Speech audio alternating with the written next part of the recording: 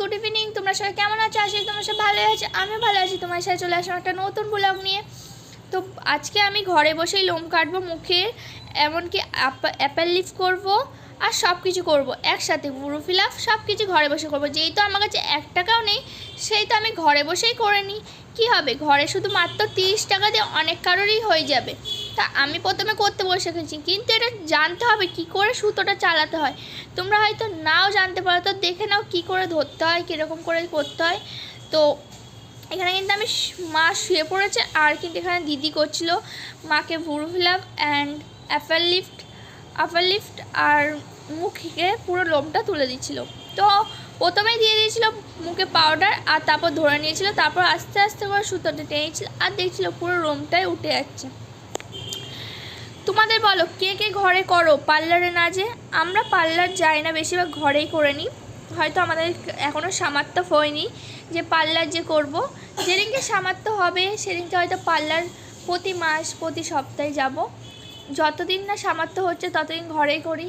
তোমরা সাপোর্ট করো বেশি বেশি, যাতে আমাদের সামর্থ্য হতে পারে, আর আমরা পার্লার যে তোমার সাথে সেই ভিডিওটাকে শেয়ার করতে পারি। তো যাই হোক, এখানে দেখো আমি করে নিচ্ছিলাম, আর প্রচণ্ড লাগছিলো, যেহেতু নতুন নতুন করছিলাম তাই প্রচণ্ড লাগছিলো। তো যাই হোক, হালকা হালকা করে ধরে ধরে করছিল। আর তারপর জানো তো, এটা প্রথম পাউডার দিয়ে তুললে তোমার লোমটা খসখস হয়ে যায় আর ফটাফট উঠে যায়। তুমি যদি এমনি গালে তোলো, সেটা গালটা কেটেও যেতে পারে, এমনকি তেলা তেলা থাকে এমনি কোনো সময় গাল ক্রিম লাগালে কিংবা যাই লাগালে। আর পাউডারটা দিলে গালটা খসখস হয়ে যায় আর ফটাফট কাটতেও শুরু হয়ে যায়। তো যাই হোক, আমি কিন্তু সব ক্লিয়ার করে দিচ্ছি পুরো। আর এখানে কিন্তু বেশি করে পাউডারটা দিচ্ছি, যেন বেশি করে খসখস একটা টানলেই হয়ে যায়।